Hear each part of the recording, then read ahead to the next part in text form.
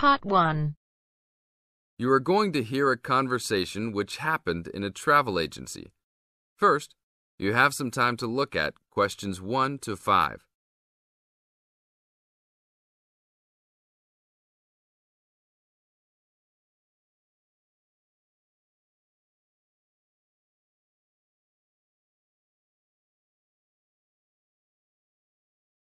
Now we will play the recording.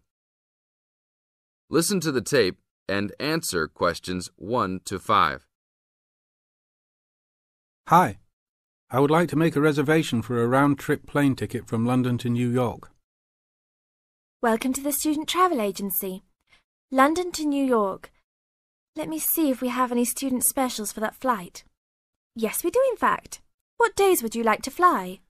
I am looking for a flight around the 10th of October or so. And how about your return date? Ideally, the 31st of October. Let me check our computers to see if these dates are available. Are you looking for economy class or first class? Economy class will be just fine.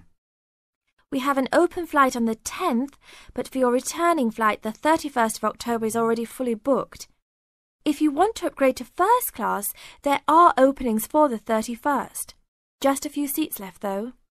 How much do I have to add for first class? First class will be around 20 to 25% more. Well, that is not worth it. I would rather just fly on another day. Do I have any other options? There are open seats back to London on the 1st of November. There are openings for first class that day too. No, I won't be able to do that because I have to work.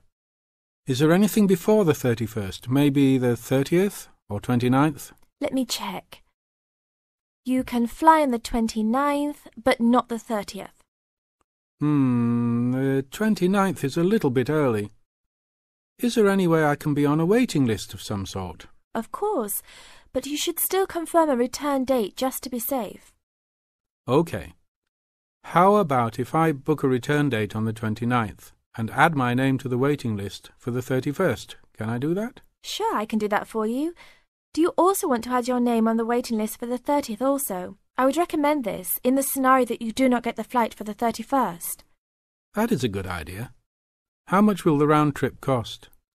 I will calculate your price for you. Your total will be £565, not including tax.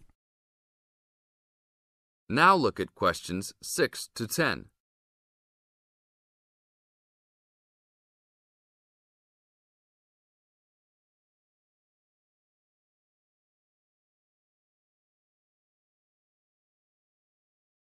Now listen to the tape and answer questions 6 to 10.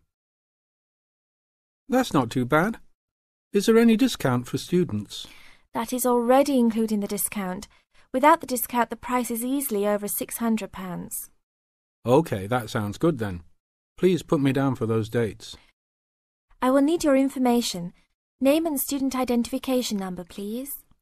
Kenneth Conley, student ID 92123020. Your phone number, please. 87052109. Please tell me your mailing address. 354 Westchester Drive, London. Thank you very much, sir. How would you like to pay for the ticket? I think I will pay in cash. Well, you don't need to pay right now, just when you come to pick up the tickets. You will need to pick up the tickets at least 2 weeks before departure. That is no problem. One quick question. What happens if for some reason I need to cancel my trip? The student discount tickets are unfortunately non-refundable. However, if your cancellation is before 24 hours of takeoff time, then you can reschedule your flight for another day. If the cancellation is within 24 hours, then you forfeit your ticket. I understand. Well, thank you very much. I will see you next week. See you then. That is the end of part 1. You now have half a minute to check your answers.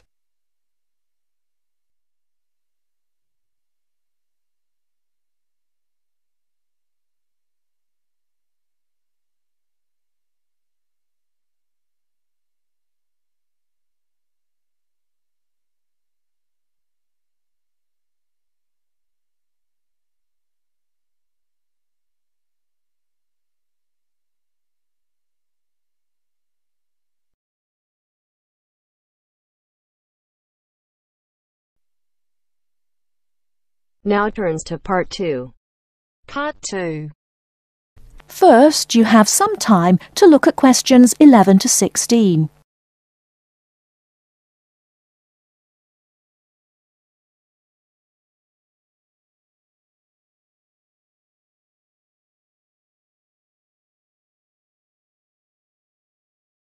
Now, listen carefully and answer questions 11 to 16. Hello, welcome to the university. Let me introduce myself. My name's Helen Brown. I'm the International Office Administrator and I'm responsible for looking after students here on scholarships, in particular Chevening scholars. Perhaps you could introduce yourselves to me. Hi, I'm Ansgar from Grasse in southern Austria. And my name is Magali. I'm from a town near Montpellier, France. It's a pleasure to meet you. Pleased to meet you too. Nice to meet you. So let's get started. I'm going to tell you about the schedule for today. Today is your orientation day at the university and it's going to begin in half an hour at 10 o'clock with a speech from the Vice-Chancellor welcoming you to the university. That's very nice. Where is it? It's in the main hall on floor 3.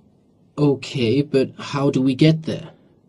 From here, the International Office, go down the corridor, past the lecture theatre and student common room. Then you'll be at the main entrance and you'll see the lift to your left.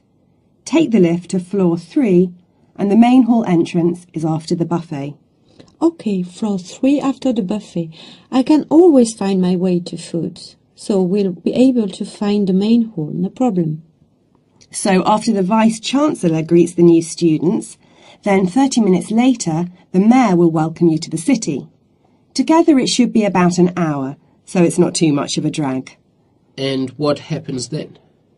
After that, you'll have a meeting with a representative of the British Council, and she will brief you on life in Britain and what your sponsor expects, and of course doesn't expect from you. It will be nice to meet them. Is that in the main hall too? No, but it is on floor 3 again. With your back to the main hall, go down the corridor past the labs. Sorry? The laboratories, on your right, and the computer cluster rooms on your left, and at the end of the corridor are seminar rooms 1 and 2. Your meeting is in seminar room 2. Did you mention what time that is? No, I didn't. It's at 11:15 and it should last about half an hour. You'll meet her a number of times during your studies, so it's important to go to that meeting. Okay, I'll make sure Magali is on time. Ansgar, I'm always on time. Very well. Now for the final part of the morning and lunch, you'll be with your department. We're both doing biomedicine. Oh, that's interesting. But we're not sure how to get to our department. Well, you don't need to go very far from seminar room 2. The laboratories and seminar rooms all belong to your department. So basically, you need to turn left out of seminar room 2 and go past the next 2 teaching rooms. Your departmental office is on the left. Will someone be there to meet us? Oh, but of course. At 12 o'clock, the course administrator will meet you at the departmental office and introduce you to members of staff and the head of department, Professor Heanue. Heanue? How do you spell that? Heanue. He will tell you about the department and your course, the coursework and academic life in Britain. Have you both got reading lists? Yes, I have. I'm afraid I haven't. You can get one at that meeting. Then finally, as it's your first day, you'll have lunch with the department staff in the refectory from 1 to 2. Oh, that's really nice. Great. There's just one more thing. In the afternoon, you have the chance to meet other international students in the main hall again. And you can ask them about their time at the university. That's from 2:30 onwards. I'm looking forward to that.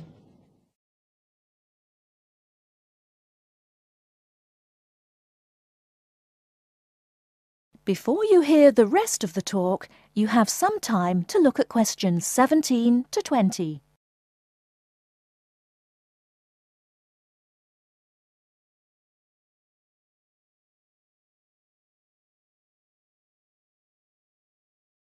Now listen and answer questions 17 to 20. So you're thinking of opening a bank account with us? That's right.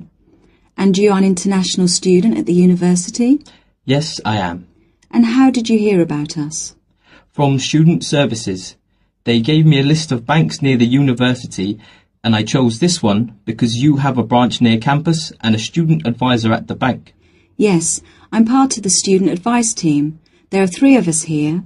Right, now I'll go over the services we offer to international students, and then we can go through a few details before we set up your account. Okay.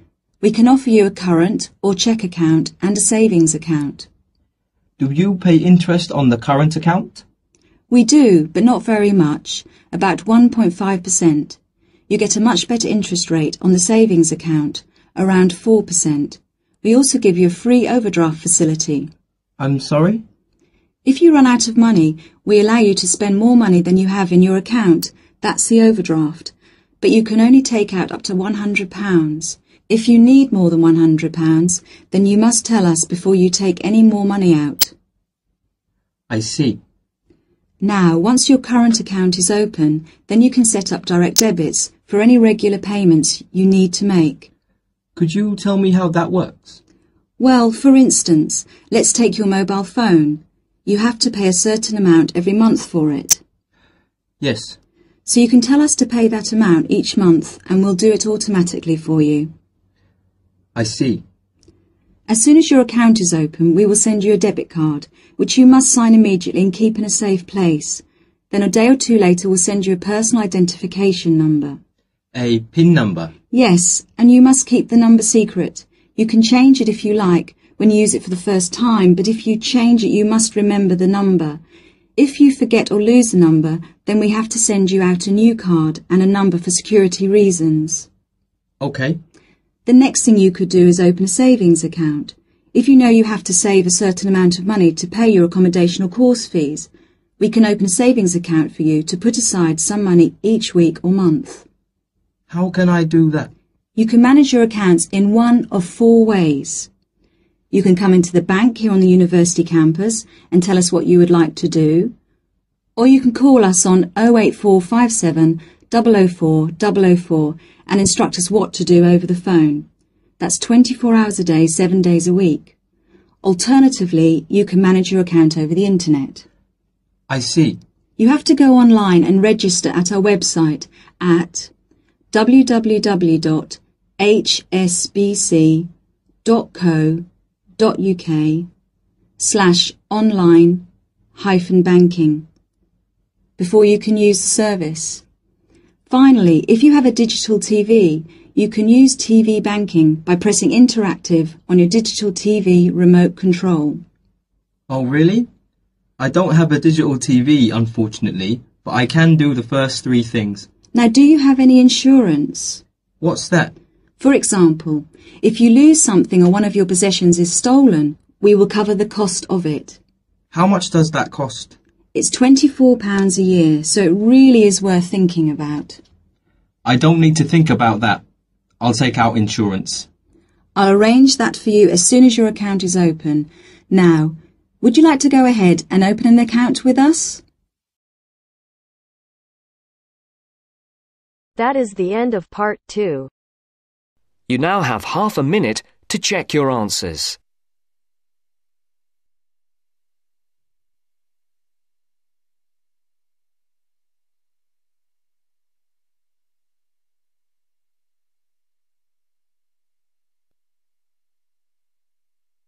Now turns to part 3. Part 3. You will hear a discussion about a system of writing for the blind known as Braille. First, look at questions 21 to 23.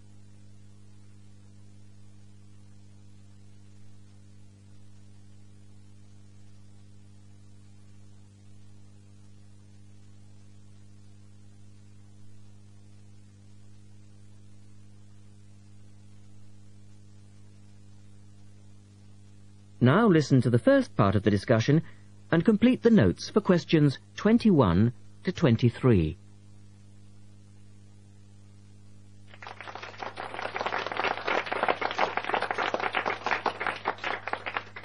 We're very pleased to welcome to our special interest group today Dr. Linda Graycar, who is from the City Institute for the Blind. Linda is going to talk to us about the system of writing for the blind known as Braille. Linda, welcome. Thank you. Now, we'd like to keep this session pretty informal, and I know Linda won't mind if members of the group want to ask questions as we go along.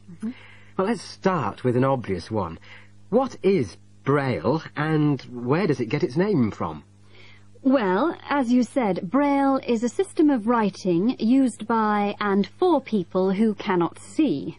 It gets its name from the man who invented it, the Frenchman Louis Braille, who lived in the early 19th century. Was Louis Braille actually blind himself? Well, he wasn't born blind, but he lost his sight at the age of 3 as the result of an accident in his father's workshop. Louis Braille then went to Paris to the National Institute for Blind Children, and that's where he invented his writing system at the age of only 15 in 1824, while he was at the Institute. But he wasn't the first person to invent a system of touch reading for the blind, was he? No, another Frenchman had already come up with the idea of printing embossed letters that stood out from the paper, but this was very cumbersome and inefficient. Did Louis Braille base his system on the first one? No, not really. When he first went to Paris, he heard about a military system of writing using 12 dots. This was a system invented by an enterprising French army officer, and it was known as night writing. It wasn't meant for the blind, but rather for battle communications at night. That must have been fun.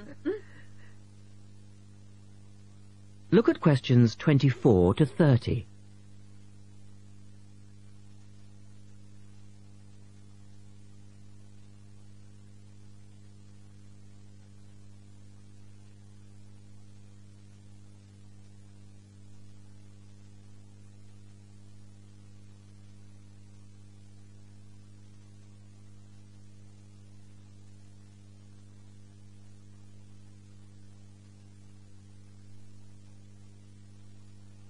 Listen carefully and answer questions 24 to 30. Anyway, Braille took this system as a starting point, but instead of using the 12 dots, which night writing used, he cut the number of dots in half and developed a 6-dot system. Can you give us a little more information about how it works? Well, it's a system of touch reading, which uses an arrangement of raised dots called a cell. Braille numbered the dot positions 1, 2, 3 downward on the left and 4, 5, 6 downward on the right. The letters of the alphabet are then formed by using different combinations of these dots. Yes? So, is the writing system based on the alphabet with each word being individually spelt out? Well, it's not quite that simple, I'm afraid. For instance, the first 10 letters of the alphabet are formed using dots 1, 2, 4 and 5. But Braille also has its own short forms for common words. For example, B for the word but and H for have.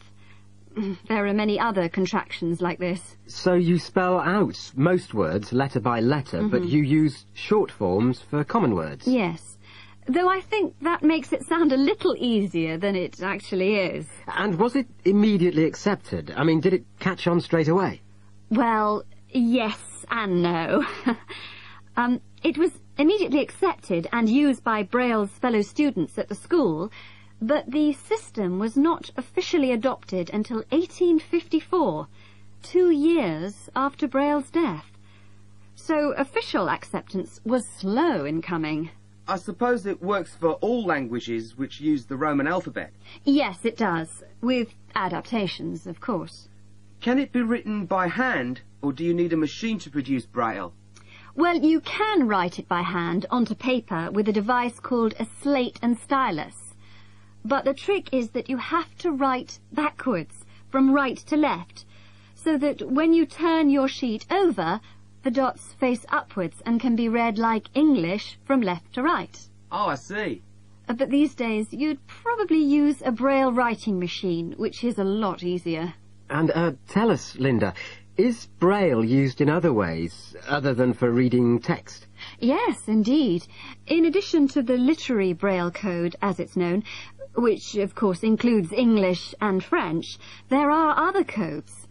For instance, in 1965, they created a form of Braille for mathematics. I can't imagine trying to do maths in Braille. Yes, that does sound difficult, I agree. And there's also a version for scientific notation. Oh, and yes, I almost forgot.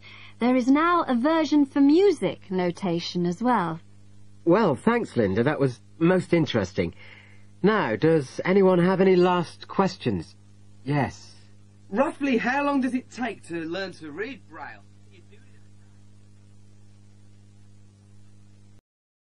That is the end of part 3. You now have half a minute to check your answers.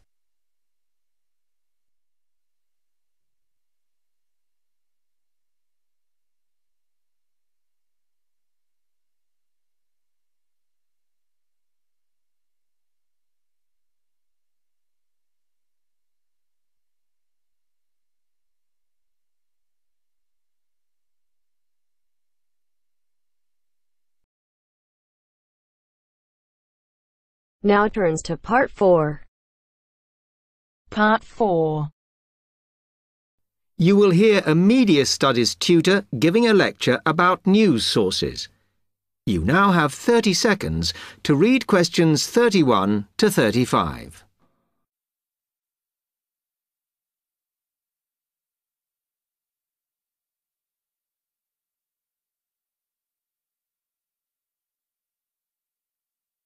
Okay, now many of you will have heard about the predicted death of newspapers, as people increasingly access the TV and the Internet for their news.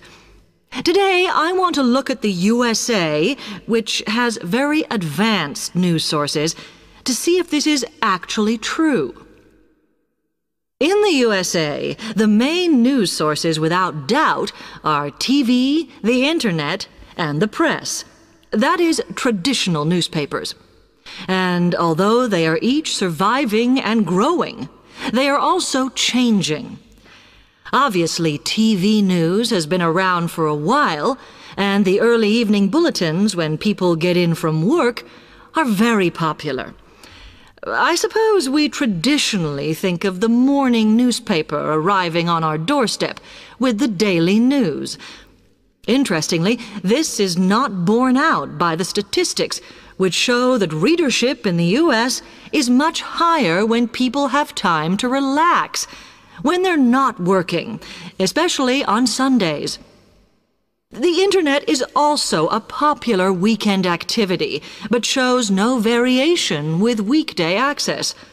So people are using the different sources in different ways. Interestingly, local radio has been hit less by the grip of quite strong local newspapers than by the Internet, which is seen to offer a better regional service. But just because the Internet is seen as the new force in news media does not mean it is dominant. Television has, of course, been global for a while. But now technological changes, which have fueled the rise of online news, have also allowed newspapers to print and distribute editions across the world. In fact, Internet news, which is seen as the big competitor for traditional markets, does not offer that much variety.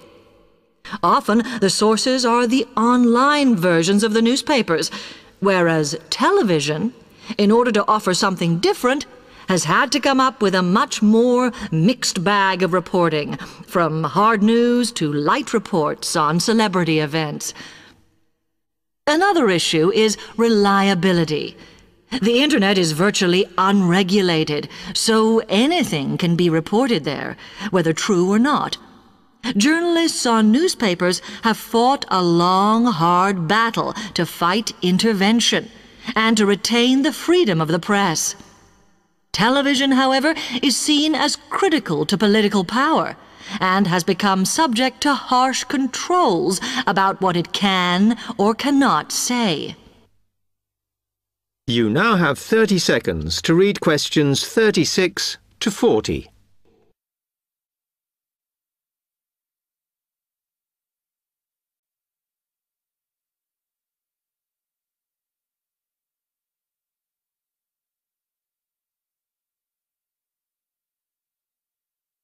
Now, one very critical factor in keeping newspapers alive and well in the USA has been their approach to advertising. Obviously, newspapers are heavily dependent on advertising revenue, and they have become more and more imaginative in what they offer, in order to make sure that advertisers use them and not other news sources. This has meant that, contrary to popular belief, newspapers now have a significantly higher profit margin than the rest of American industry. So, how have they managed to raise advertising revenue in this way? Well, they have put a lot of effort into developing and maintaining a very strong association with the retail trade. And they've come up with a winner. A critical tool in their sales plan has been suggesting that the adverts they run can have vouchers. This has been enormously effective because they have found that not only do more people buy the paper to get the discounts, but also that this inevitably means much higher sales for the clients who advertised. As well as doing this, the newspapers have also introduced aggressive sales campaigns over the last few years. This has resulted in a significant and continuing rise in the number of advertisers prepared to pay the extra for full-page ads. So, what I would like to move on to...